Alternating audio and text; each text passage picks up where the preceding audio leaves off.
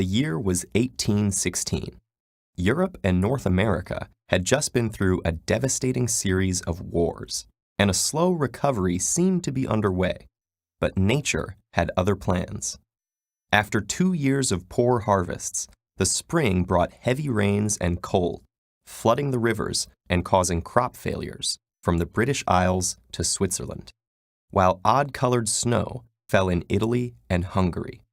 Famine, food riots, and disease epidemics ensued.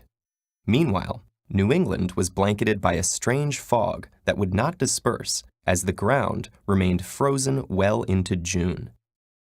In what came to be known as the Year Without a Summer,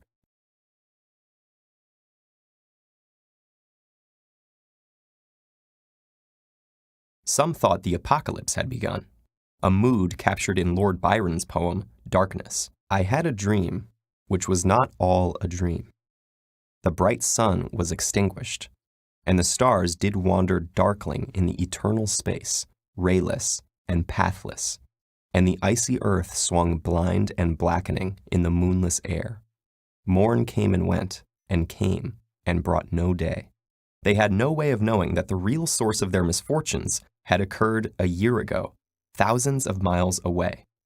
The 1815 eruption of Mount Tambora on the Indonesian island of Sumbawa was what is known as a supervolcano.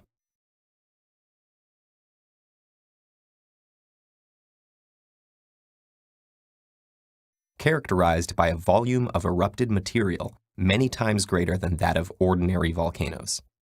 And while the popular image of volcanic destruction is molten rock engulfing the surrounding land, far greater devastation is caused by what remains in the air.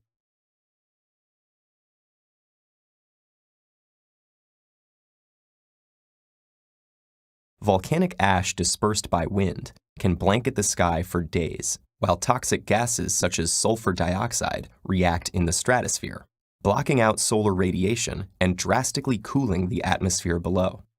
The resulting volcanic winter, along with other effects such as acid rain, can affect multiple continents,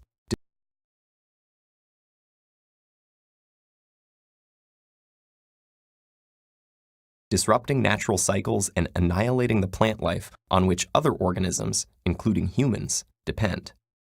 Releasing nearly 160 cubic kilometers of rock, ash, and gas, the Mount Tambora eruption was the largest in recorded history, causing as many as 90,000 deaths.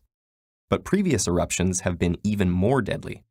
The 1600 eruption of Peru's Huaynaputina is likely to have triggered the Russian famine that killed nearly 2 million, while more ancient eruptions have been blamed for major world events such as the fall of the Chinese Xia dynasty, the disappearance of the Minoan civilization, and even a genetic bottleneck in human evolution that may have resulted from all but a few thousand human beings being wiped out 70,000 years ago.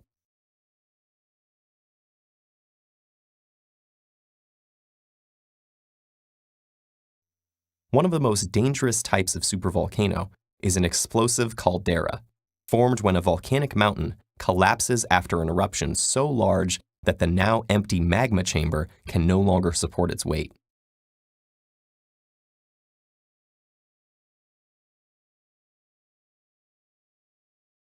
But though the above-ground volcano is gone, the underground volcanic activity continues. With no method of release, magma and volcanic gases continue to accumulate and expand underground, building up pressure until a massive and violent explosion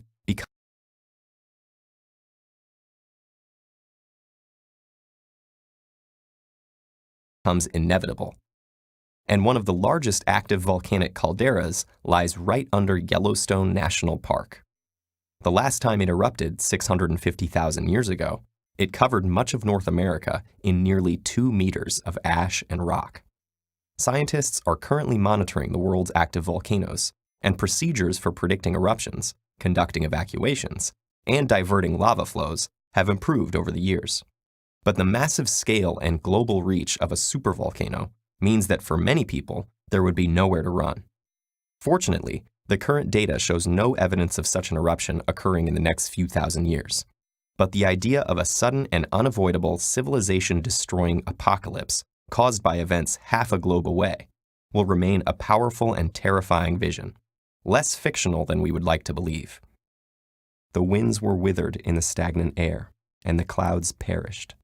Darkness had no need of aid from them. She was the universe.